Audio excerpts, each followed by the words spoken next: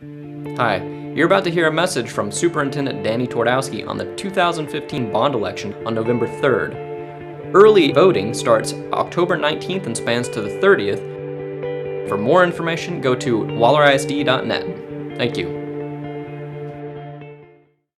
I'm going to talk to you a little bit about the school district, and yes, we will talk about a bond referendum that we have scheduled for November 3rd of this year. First, a little bit about Waller ISD. All right, we have great leadership. Our school board, we have David Kaminsky, Gary Buchanan, Ron Campbell, Brian Lowe, our president, Joe Landon, Kim Palmer, and Dr. Michael Prince. All right, so that's our school board. You need to know who those people are. They're very, very special to all of us. They care about us. They all have had children or grandchildren in the school district, but they're just great volunteers for the entire school district. Our mission statement, all right, I know you go to bed with this and you wake up with it most every morning, but our belief is that all students can learn no matter where they came from or what situation they have going on with their learning capacity. All of them can learn. They can be successful learners. They can graduate from high school, all right, and they can go on to the careers of their choice. That is our mission. Waller ISD is all about kids. That's our motto. That is our brand. All right, our board goals that tie us all together, that direct how we spend our money, how we spend our time, and where we put our efforts. We have 9 board goals. They start with curriculum. They end with diversity and everything in between. So I know that you have the board goals right up there next to your computer too when you click it on in the morning to make sure you're reminded on where we're going to spend our money and how we're going to spend our time. Our school district is a very large school district. We're 328 square miles. To compare that to Cy-Fair, who has about 10 or 11 high schools already, they're 187 square miles. We're 328. That is a big place. I once worked in a school district that was 19 square miles.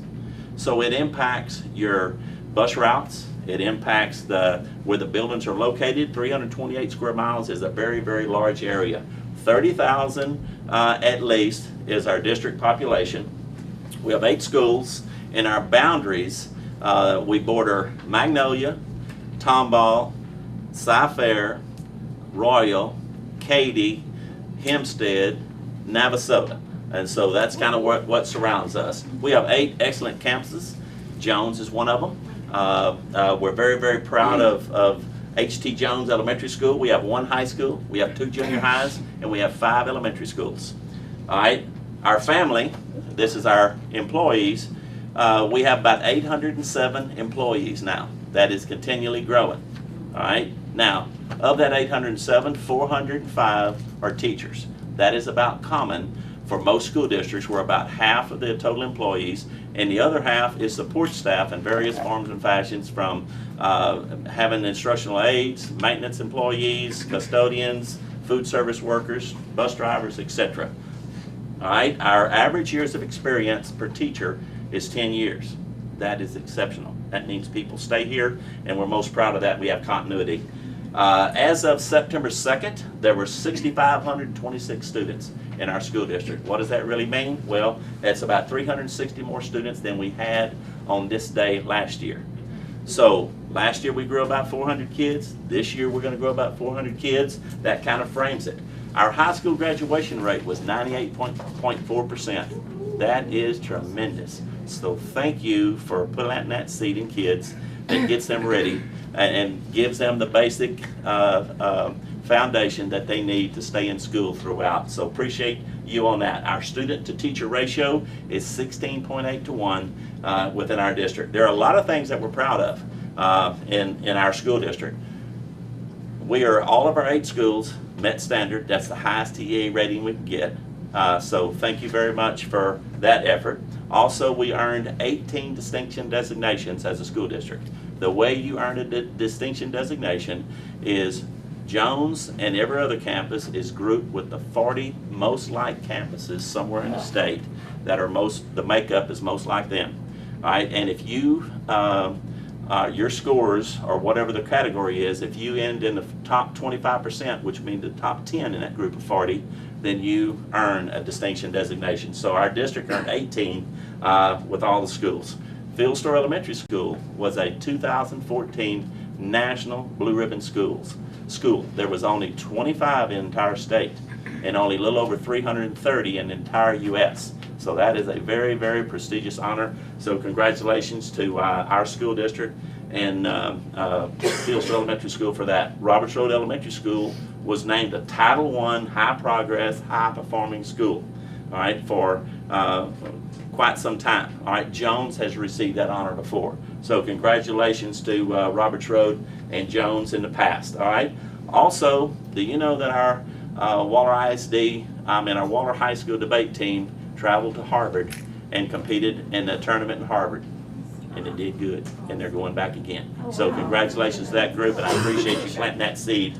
Also, one of our students last year painted an ornament that was used to decorate the Christmas tree at the state capitol last year. So District 3 Representative Cecil Bell Jr. Chose a Waller ISD student to do that. So that was very, very special. Also, a Roberts Road 5th grade student won the Region 5 Spelling Bee, competing against other elementaries and junior highs in Region 5. Also, several of our UIL academic teams, fine arts teams, athletics, FFA, and other organizations, they competed in the area, regional, and state, and even national competitions. So, and they competed and they did well and won. All right.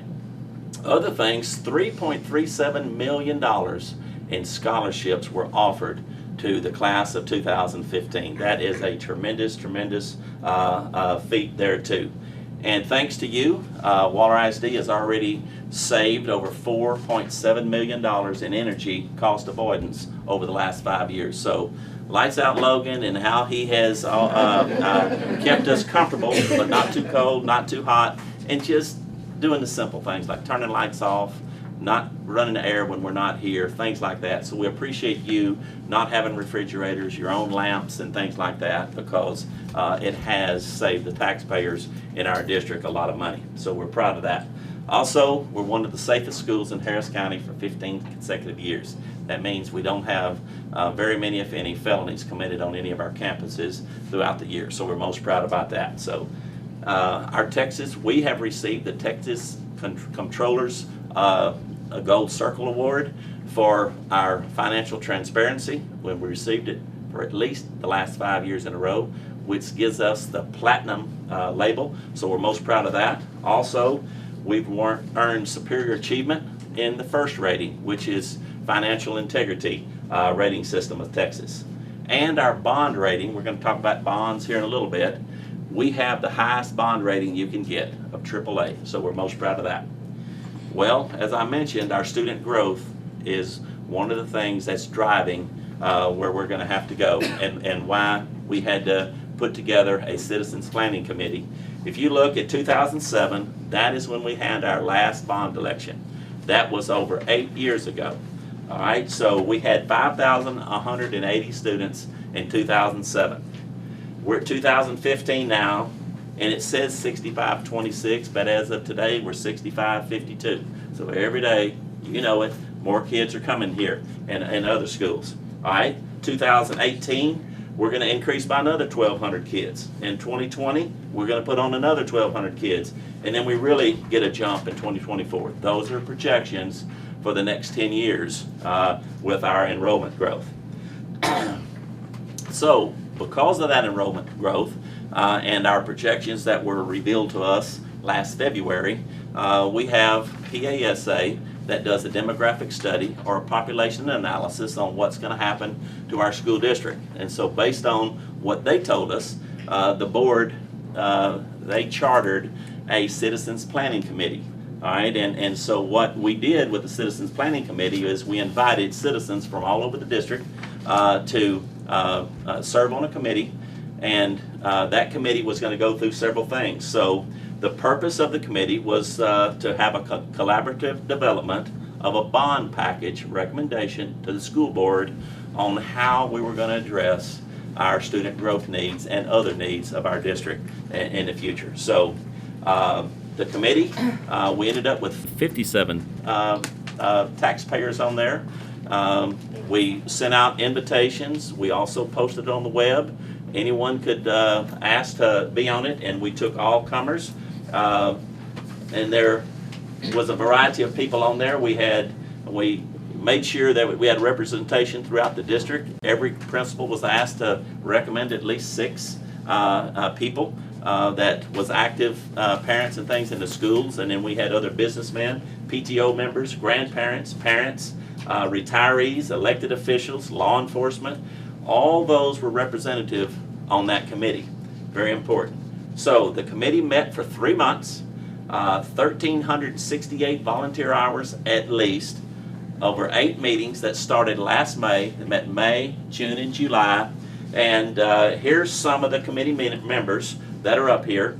And we also have people in this room that were part of that committee as well.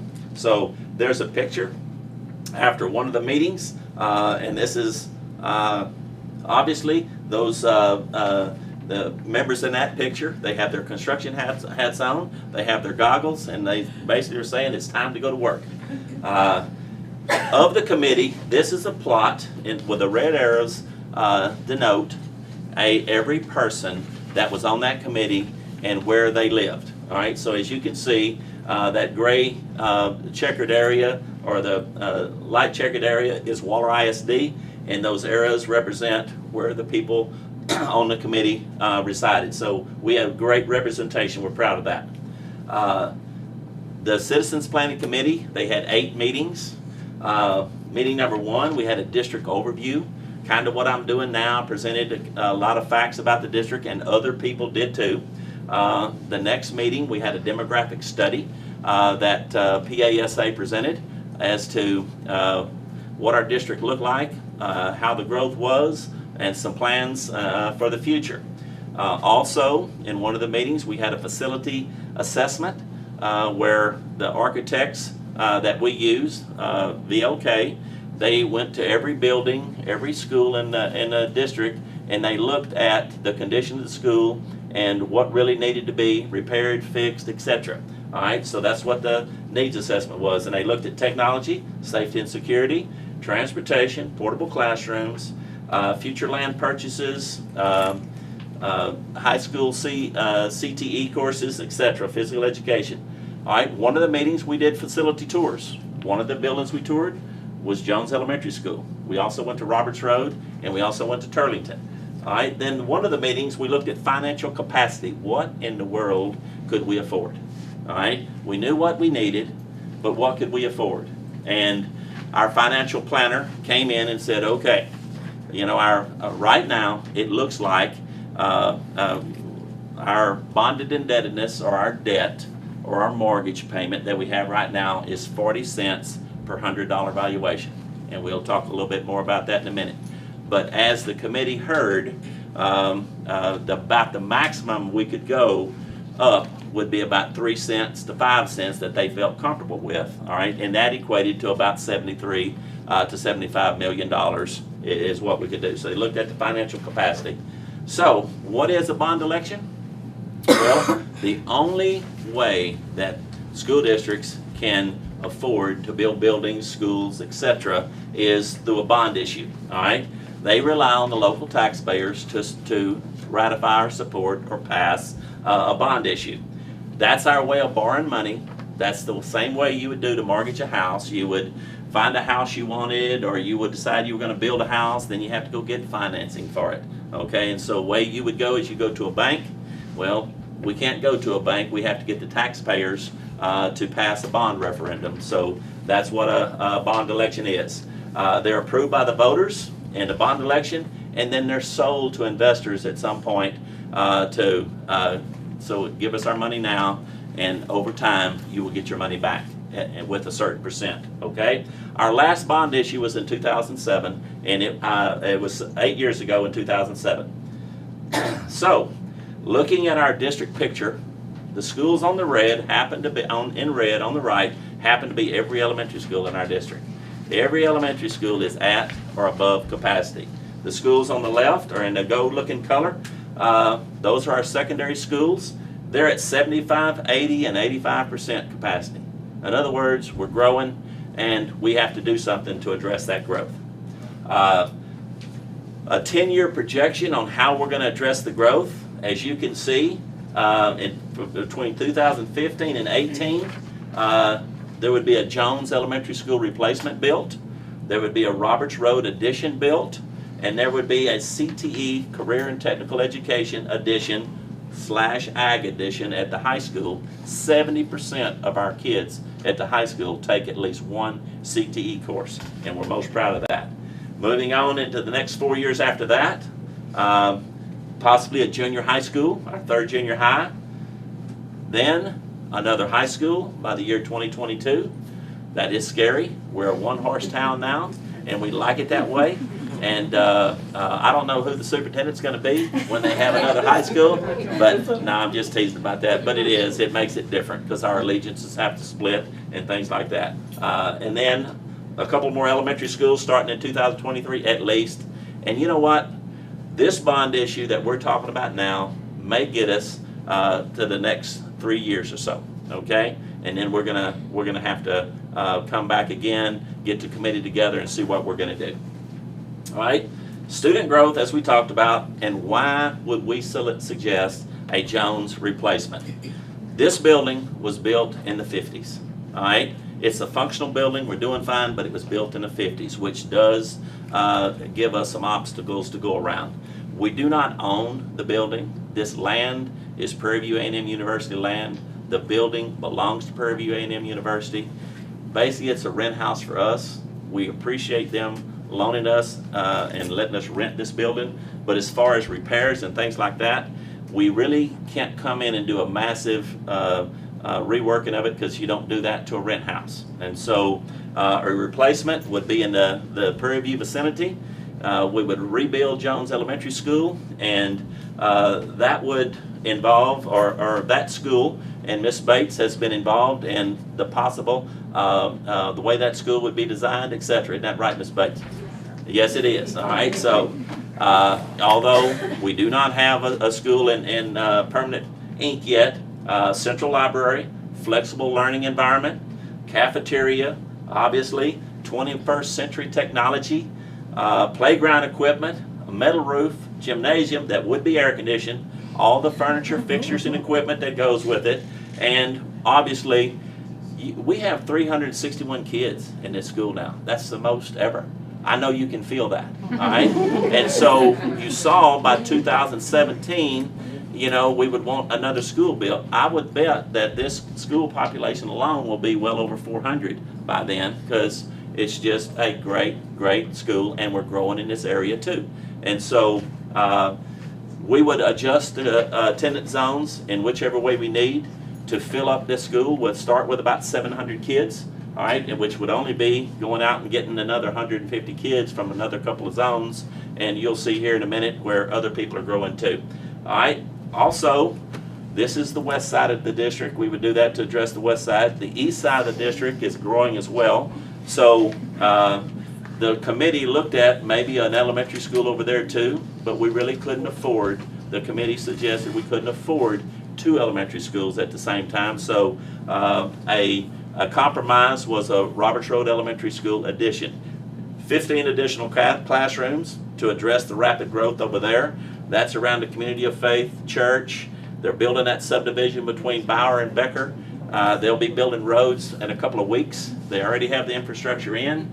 And yes, it makes me nervous. So we would increase the capacity by 330 kids. It would take the capacity of Roberts Road to 914. And so that would include the furniture, fixture, and equipment as well. Also in the interim, how are we going to handle the growth that we're really not prepared for? And you see part of it already. We have portable buildings out here in front of Jones already. We added another one here. We added one at Field Store and added one at Turlington because we're growing in those places. All right. Also, we needed another 6. So the bond issue would include 9 portable buildings to help us with the temporary handling of those of the student growth. Also, this would maybe get us to the next 3 to 5 years with the portable classrooms. All right. Also, to address student growth, we're looking at 4 school sites, purchasing the land for school sites. And the price of land keeps going up, the availability of land keeps going down. They're not making any more land, and the price sure goes up. So we're going to try to get into the next 5 to 10 years and have school sites with that. So this bond would include the land for a replacement of Jones in the Prairie View vicinity, as well as in the future another elementary school, a junior high school, and a high school. And it may be just one large piece of property where we could put 3 of those schools on one large piece of property, but we're vetting through that. Okay? So, to address student growth, these 4 bullets, a Jones Elementary replacement, Roberts Road Elementary addition, portable classrooms, and land. All right, $44 million would be used to address student growth.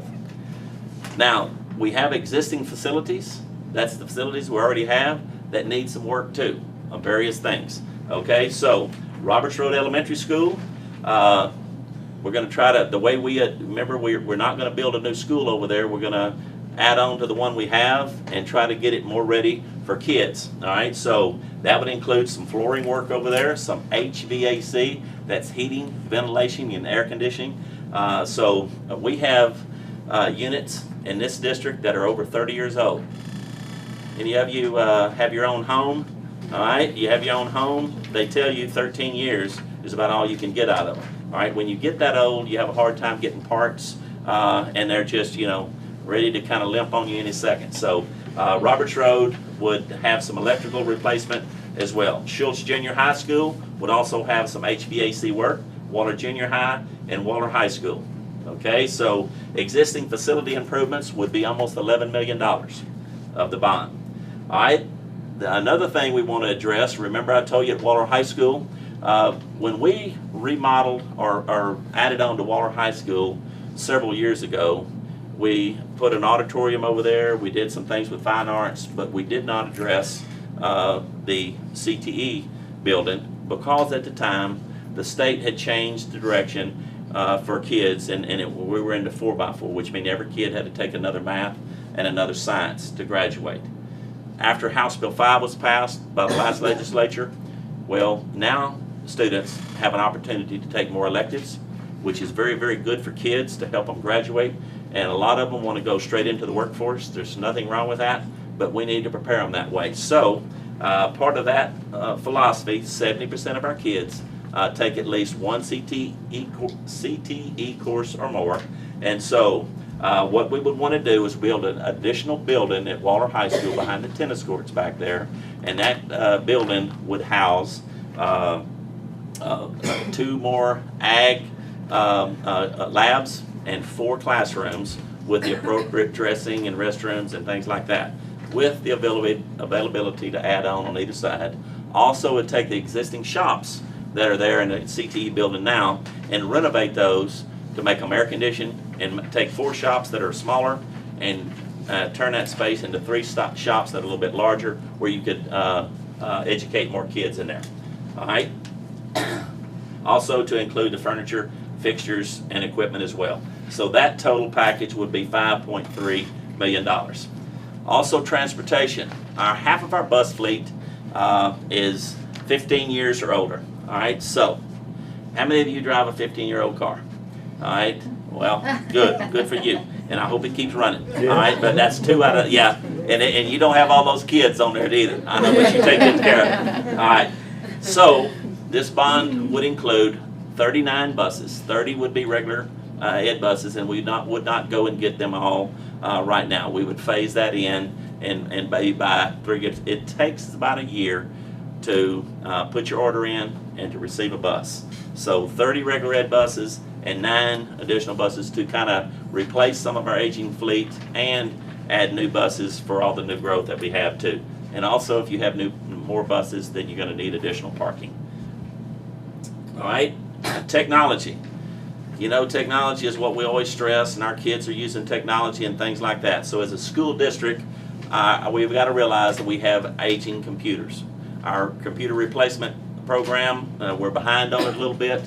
So part of this would be district-wide replacements to a tune of about $1.3 million. Then our infrastructure, which would include our mainframe and our in our intermediate frame, once we get technology to the building, then we have to disperse it once it's in the building. So replacing that equipment as well, and also more wireless access points. And in the new school, we will have more wireless access points where, because that's the wave of the future. Technology is $3 million, okay? Physical education / athletics, okay? Right now, our district only has one track, okay? We need to build another track, and it's going to be a 4-lane track at Schultz Junior High. Schultz Junior High does not have a track. Waller Junior High uses the track that's there that the high school uses, but it's at Waller Junior High. Also, the addition of 4 tennis courts. Currently, Schultz has no tennis courts. Waller Junior High has 4, so we're just trying to have a little equity there with our junior highs. Also, increasing our parking lot at Waller ISD Stadium to where you can park more cars, and so that's $210,000 of crushed rock that they're currently working on. So that's physical education and athletics. Safety and security, which is awfully important to us. New security cameras, electronic access controls. That means coming from outside, you know, having the 5 points and things like that. So that's $750,000. But we just have to keep up with technology, and we need more cameras and more storage space with that. So the entire bond proposal, as you can see, that's a synopsis there, but it's $71.32 million, and that's what the total bond is, and it includes all of those things that I just talked about. So what will the money purchase? It will catch us up with, on our needs for student growth, our existing facilities improvements, career and technology, transportation, technology, physical education and athletics, as well as safety and security. So for $71.3 million, that's what we would address. When would this happen? The new H.T. Jones Elementary School would be fall of 17. All right? Next September would be the fall of 16. So it usually takes 14 to 16 months to put an elementary school on the ground. So that's when this would happen. Roberts Road Elementary Addition also would be the fall of 17. The Career and Technology or Technical Education Building would be fall of 18, but we will shoot for fall of 17 with that one as well. All right, so all the construction, we would like to have it done by 17, but for sure by 18. Now, what's this going to do to your taxes? Right now, our tax rate is $1.04 for maintenance and operations. That means your salaries, to pay the electrical bills, to pay our insurance on all our buildings, etc. Maintaining and operating. Toilet paper, gasoline to run the cars, diesel for the buses, the whole thing.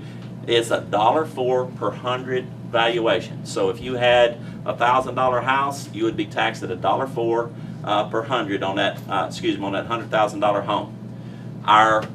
Our interest and sinking funds, which is our mortgage payment, right now for the district, it's 40 cents per 100. If you add the $1.04 plus 40, our combined tax rate is $1.44 per 100 valuation. That's what our tax rate is.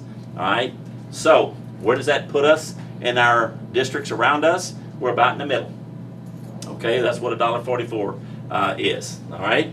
Should this bond pass, our interest and sinking fund or our mortgage would go up 3 cents only.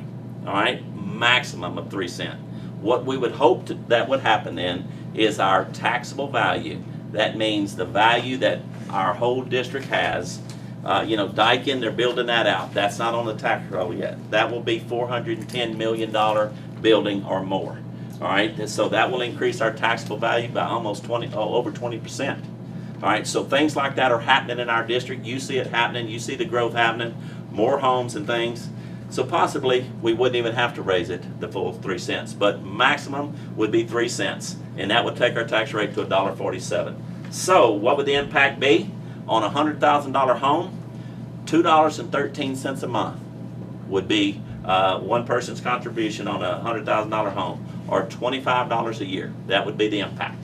All right. Now, if you're a senior citizen, 65 and older in this case, your taxes will not be impacted at all. Whatever your taxes were when you turned 65 or they turned 65, so in other words, it would not impact at all. All right, so this bond proposal would provide instructional facilities for our students to prepare them for college and career. It would also add additional classroom space. It would improve technology, increase our students' safety and staff safety, extend the life of existing buildings, and the big thing is the proposed bond would impact every student, every employee, and every campus in this district. Now, I went through that great presentation.